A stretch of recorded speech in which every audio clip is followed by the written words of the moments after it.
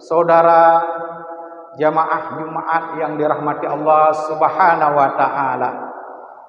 Sabar dalam agama ada dibagi 3 tingkat. Menurut yang dijelaskan oleh tafsir Al-Jalalain, ada yang namanya sabar alal bala atau musibah.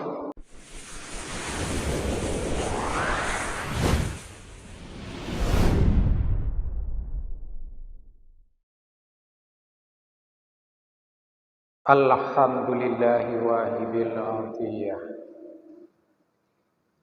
wassalatu wassalamu ala khairil bariyah wa ala alihi wa sahbihi dhawin nufusiz zakiyah. Asyhadu an la ilaha illallah wahdahu la syarikalah wa asyhadu anna sayyidana Muhammadan abduhu wa rasuluh. Allahumma salli ala sayyidina Muhammadin wa ala alihi wa sahbihi ajma'in.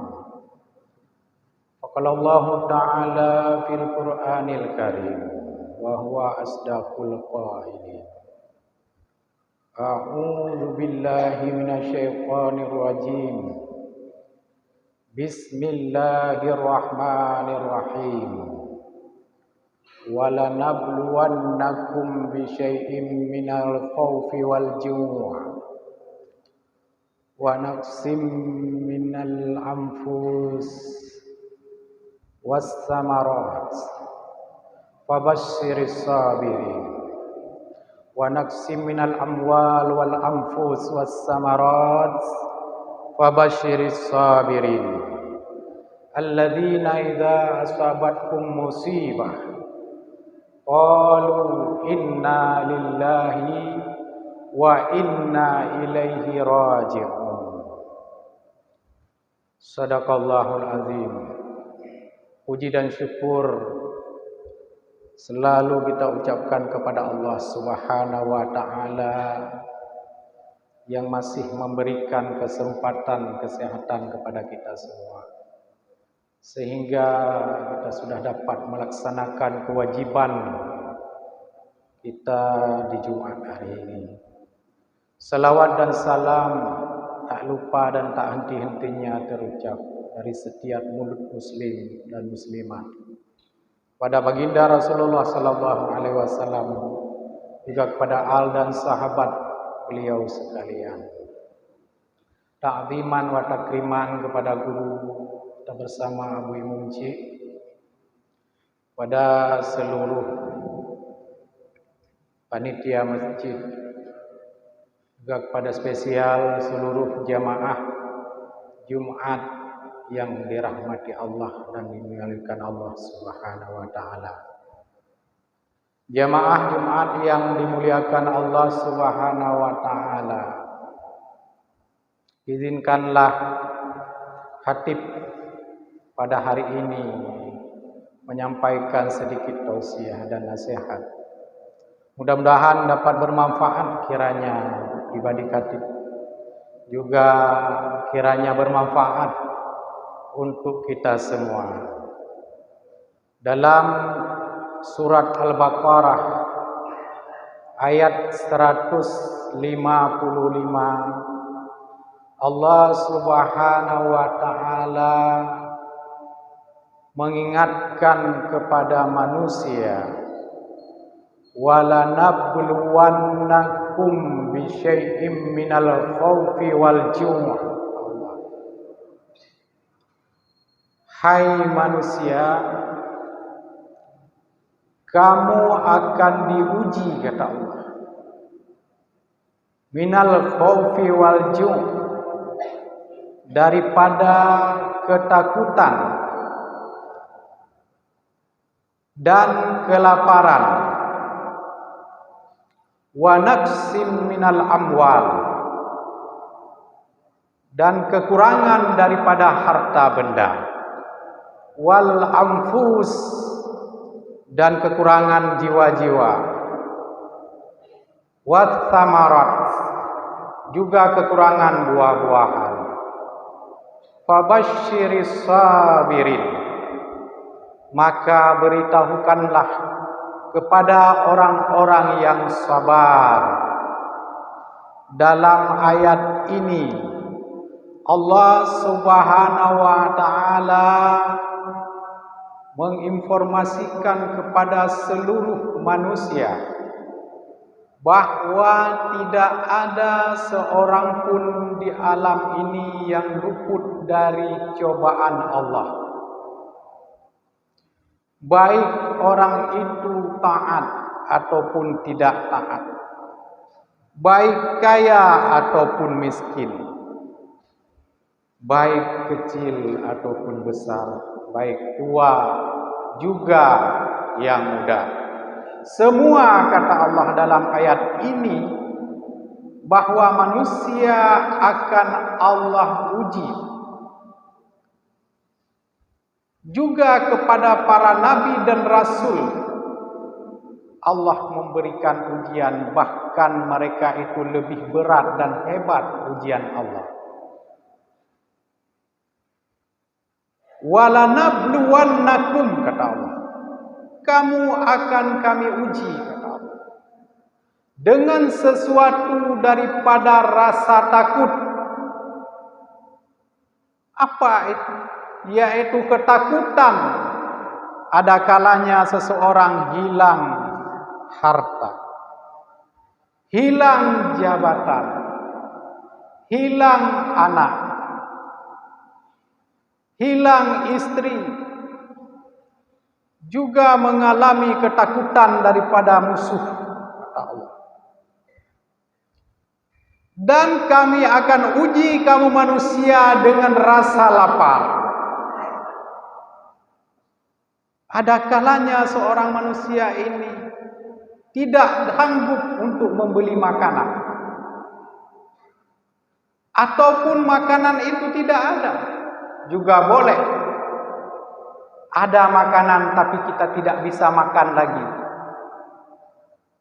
Banyak uang, banyak makanan tapi kita tidak mampu untuk makan makanan tersebut lagi. Itu ujian Allah. Wa naqsim minal amwal, juga kalian akan Allah uji kekurangan harta. Ada kalanya harta itu lenyap karena musibah banjir, kebakaran, hilang, dicuri, dan lain-lain.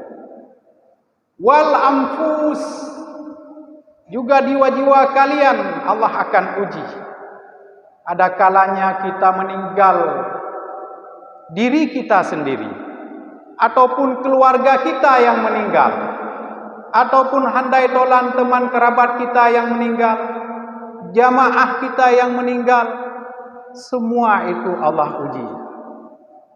Fabasyiris sabirin, maka beritahukan hai Muhammad, kata Allah, kepada orang-orang yang beriman, orang-orang yang sabar.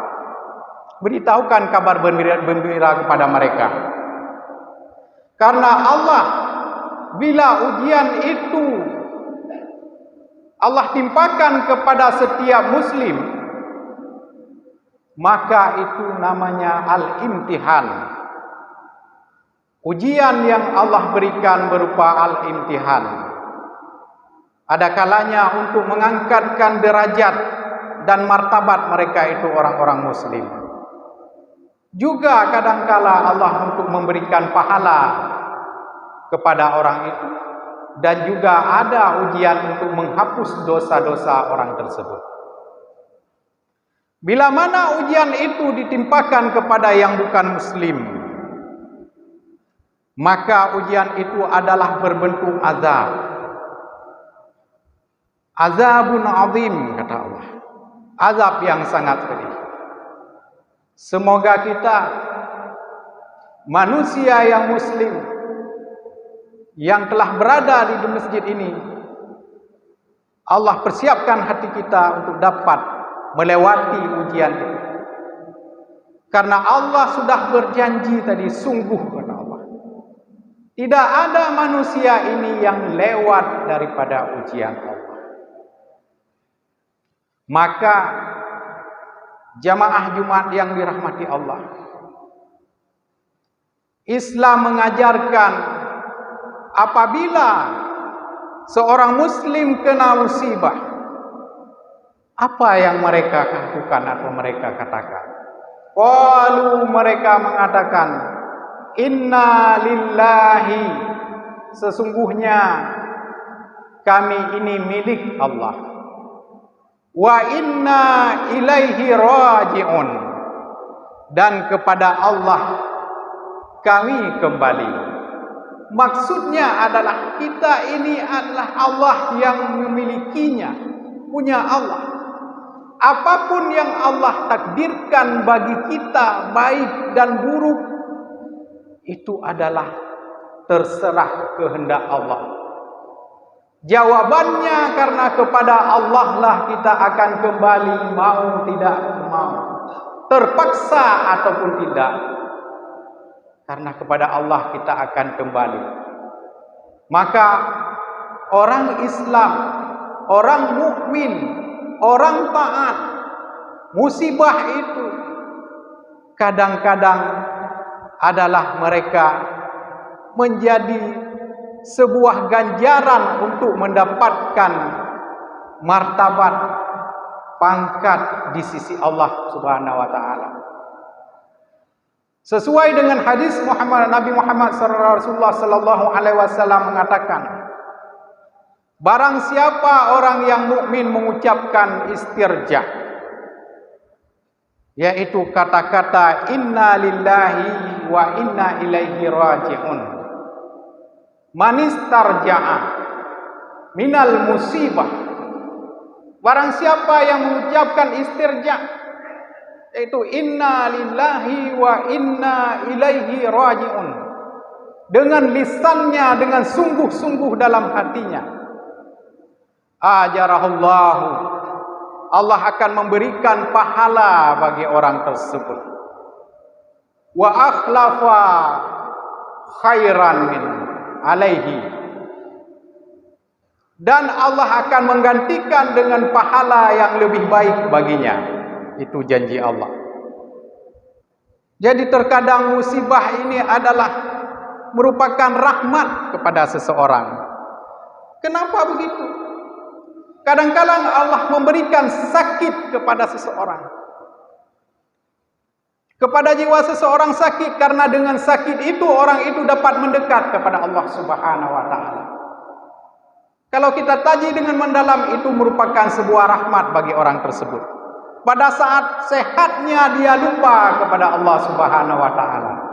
Ketika sakit dia mulai datang ke Masjid Al-Hikmah Tunda dengan tertatih-tatih memakai tongkat.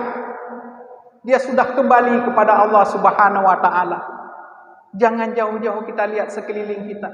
Kadang-kadang itu bukan merupakan bala bagi orang itu, rahmat. Dengan bala, dengan musibah yang dia dapatkan, dia sudah bisa mendekatkan dirinya kepada Allah. Coba bayangkan seandainya Allah tidak memberikan sakit seandainya kepada orang tersebut. Kadang dia menjauh dari rumah Allah, kadang pun salat pun tidak dilakukannya. Tetapi dengan teguran Allah, dia kembali mendekat kepada Allah. Itu merupakan rahmat bagi orang tersebut.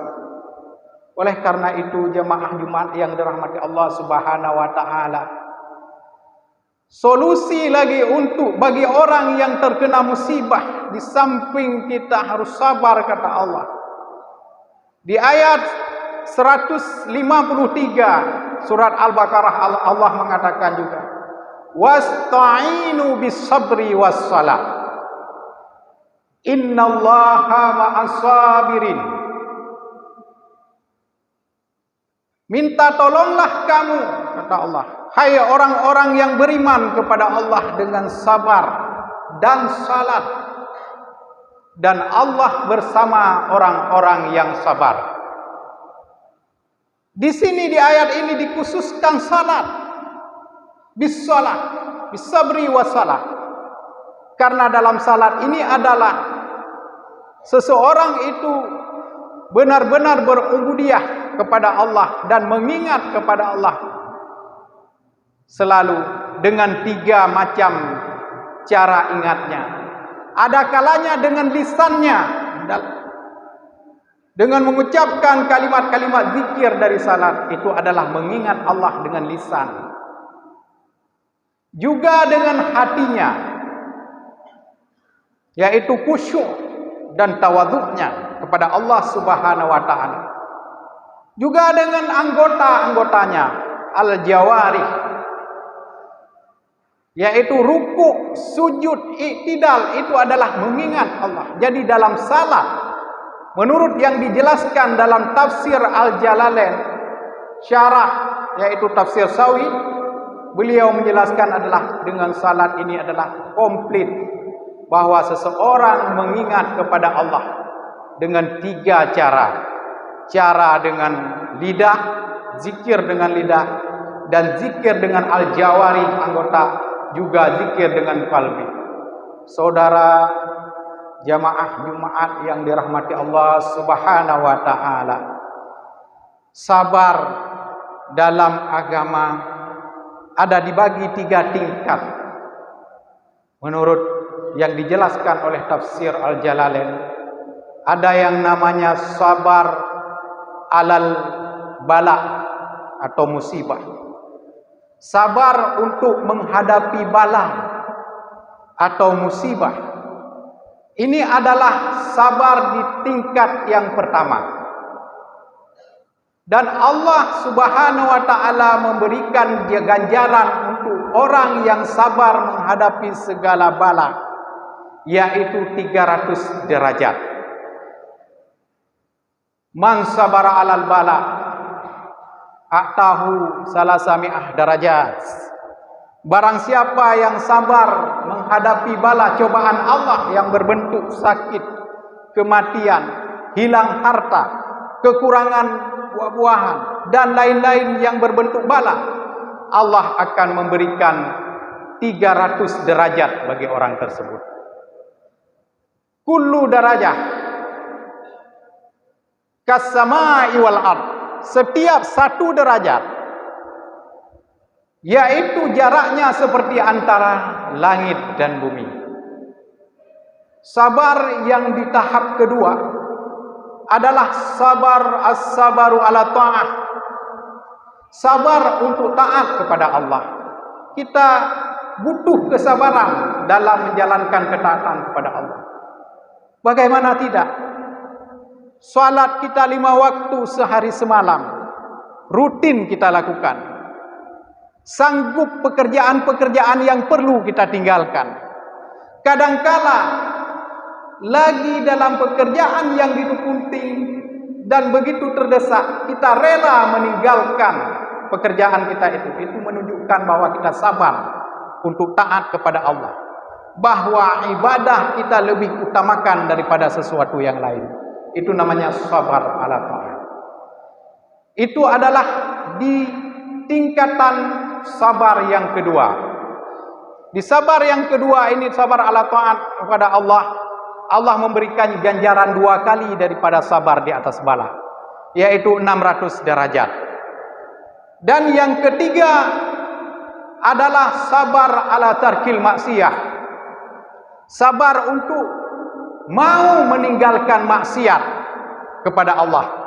Ini adalah sabar tingkatan teratas atau sabar tingkat pertama. Karena seseorang untuk meninggalkan maksiat berat. Karena manusia ini tidak ada yang maksum, pasti melakukan kesalahan. Maka untuk meninggalkan kadang-kadang berat. Kadang ada orang yang mampu meninggalkan itu karena dia lebih cinta kepada Allah.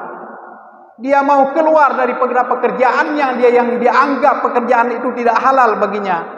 Ada itu kita ketemukan dalam kehidupan kita sehari-hari, tapi tidak banyak orangnya. Dia mau resign dari pekerjaannya, keluar dari pekerjaannya karena menjunjung perintah Allah yang dia anggap hasil gajinya itu tidak halal. Itu namanya sabar tingkat pertama, yaitu sabar untuk melawan segala bentuk maksiat kepada Allah Subhanahu wa taala. Sabar itu dimiliki oleh para nabi. Nabi Yusuf pernah diuji Allah Subhanahu wa taala untuk sabar untuk menghindar daripada maksiat, ditarik oleh seorang wanita beliau sabar. Sehingga dipenjara Nabi Yusuf atas tidak kesalahannya selama 14 tahun. Dalam penjara Nabi Yusuf 14 tahun bukan atas kesalahannya. Jarang orang atau manusia yang mampu dihukum atas dasar bukan kesalahannya.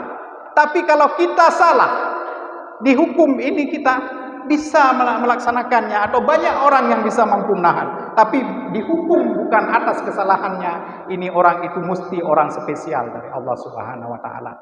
Derajatnya seperti derajat Nabi Yusuf. Dihukum bukan karena kesalahannya, 14 tahun dalam penjara. Lalu Nabi Yusuf Allah berikan ataina hukma wa ilma. Allah berikan hikmah, mengetahui kejadian masa depan, mengetahui kejadian yang tidak banyak orang tahu setelah mengalami penjara selama 14 tahun. Jamaah Jumat yang dirahmati Allah. Begitu pula Nabi Muhammad sallallahu alaihi wasallam rasul kita. Beliau pula mengalami hal-hal yang diuji Allah Subhanahu wa taala dari semenjak kecilnya. Nabi Muhammad sallallahu alaihi wasallam dari semenjak kecilnya sudah mengalami yatim. Lalu bukan hanya yatim, umurnya 6 tahun Nabi Muhammad sallallahu alaihi wasallam sudah piatu. Yatim piatu dalam keadaan kecil. Sehingga Jibril alaihissalam pernah menanyakan sesuatu kepada Allah. Ya Allah, limadza Rasulullah sallallahu alaihi wasallam yatiman? Kenapa ya Allah bahwa Nabi ini yang sangat mulia, orang yang paling nomor 1 di dunia ini dalam keadaan yatim semenjak kecil? Dan bisa saja Nabi dibesarkan oleh seorang ibu dan ayah yang kaya raya dan sehat dan punya kedudukan di masyarakat. Apa jawab Allah? Jawab Allah bahwa Nabi Muhammad khusus Allah gembleng dari semenjak bayi supaya tidak ada campur tangan manusia. Allah Subhanahu wa taala yang membimbing rahasianya. Cuman Allah yang membimbing Nabi. Tidak ada campur tangan pada manusia. Maka Nabi dari kecil sudah yatim piatu. Dan beliau semenjak kecil sudah mencari rezeki, mengembalakan kambing. Dia atung upah, masih istilah bahasa Aceh kita ini. Dari kecilnya, orang yang paling mulia di dunia ataupun di akhirat, di bumi dan di langit. Begitu Allah uji. Setelah dewasa banyak ujian-ujian lagi yang Nabi hadapi. Juga satu hari, di ketika Nabi sakit selama 2 hari. Ketika itu sudah turun wahyu kepada Nabi Muhammad Rasulullah sallallahu alaihi wasallam, diangkat menjadi rasul umur 40 tahun. Beliau sakit dan beliau merasa gelisah. Sudah beberapa hari tidak turun wahyu. Lalu Ummu Jamil, istri Abu Lahab, mengatakan si Muhammad sudah ditinggalkan oleh syaitannya. Ummu Jamil mengatakan bahwa Jibril itu adalah syaitan. Dia akan kecewa sudah ditinggalkan oleh syaitan. Lalu Allah Subhanahu wa taala menurunkan surat Ad-Duha menjelaskan itu. Wadduha, demi waktu duha. Wal laili idza saja, dan demi malam di ketika telah sunyi. Allah bersumpah. Ma wadda'aka rabbuka wa ma qala, kata Allah. Hai Muhammad, Allah tidak meninggalkanmu, Tuhanmu tidak meninggalkanmu, hai Muhammad. Dan tidak pula membencimu. Walal akhiratu khairul laka minal ula. Karena kenapa? Karena akhirat itu lebih baik bagimu daripada dunia. Ini menunjukkan bahwa Allah Subhanahu wa taala mengatakan kepada kekasihnya bahwa akhirat itu lebih baik daripada dunia. Bukan karena membenci Nabi, bukan karena tidak suka kepada Nabi dan meninggalkan Nabi. Ini menunjukkan bahwa negeri akhirat itu lebih baik kepada para nabinya. Wala saufa yu'tika rabbuka fatarda. Nanti kata Allah akan memberikan kepadamu hai Muhammad sesuatu yang kamu akan suka. Mufassir mengatakan di antaranya Allah Subhanahu wa taala menspesialkan kepada Nabi ada yang namanya syafaat yang membantu kita nanti dikala kita masuk dalam neraka, Nabi bisa bantu. Itu hak khusus kepada Nabi Muhammad sallallahu alaihi wasallam. Alam yajidka yatiman fa'awa kata Allah. Bukankah kami dapati engkau hai Muhammad dalam keadaan yatim, maka kami melindungimu kata Allah. Alam yajidka ailam fa'aghna. Maka bukankah kami mendapatimu hai Muhammad kamu dalam keadaan miskin, lalu kami memberikan fasilitas-fasilitas atau kekayaan kepadamu. Allah nikahkan dengan seorang wanita kaya yang bernama Khadijah. Fa amma yatima fala taqhar. Maka terhadap anak yatim maka jangan kita berbuat zalim, membentaknya dan melakukan apapun kata Nabi, karena beliau dilahirkan dalam keadaan yatim. Wa amma sa'ila fala tanhar. Maka kepada orang-orang yang meminta janganlah engkau kecewakan. Wa amma bi ni'mati rabbika fahaddis. Dan dengan nikmat yang Allah berikan kepadamu hai manusia maka bersyukurlah. Bukan kita bicarakan arti kata-kata dasar hadis ini kita bilang sama orang, kita posting dan kita nampakkan pada manusia, bukan itu. Maksudnya adalah syukuri. Pergunakan nikmat yang Allah kasih kepada kita, Allah berikan kepada kita untuk kepada yang sesuatu yang Allah ridha, yang Allah suka. Oleh karena itu, jamaah Jumat yang dirahmati Allah, yang terakhir, bahwa segala bentuk musibah yang kita alami di dunia ini, seperti khatib katakan yang di awal khutbah tadi, bahwa itu merupakan ujian yang Allah Subhanahu wa taala untuk kita semua, yaitu untuk Allah berikan pahala dan meninggikan martabat dan kedudukan kita nanti di sisi Allah Subhanahu wa taala. Demikian yang dapat khatib sampaikan. Lebih dan kurang mohon maaf. Alhamdulillahi rabbil alamin. Wal aqibatu lil muttaqin. Wala udwana illa 'alal zalimin. Ashhadu an la ilaha illallah wahdahu la syarikalah wa ashhadu anna sayyidana Muhammadan 'abduhu wa rasuluh. Allahumma salli ala sayyidina Muhammadin wa ala alihi wa sahbihi ajma'in.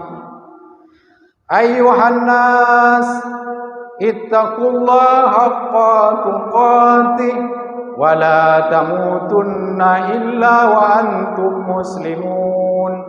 Wa qala Allah ta'ala fil Qur'anil Karim, a'udzu billahi minasy syaithanir rajim. Bismillahirrahmanirrahim. Qul huwallahu ahad, Allahus samad, lam yalid wa lam yulad wa lam yakul lahu kufuwan ahad. Barakallahu li wa lakum fil Qur'anil Karim wa naf'ani wa iyyakum bima fihi minal ayatil wa dzikril hakim wa taqabbala minni wa minkum tilawatahu innahu huwas samiul alim.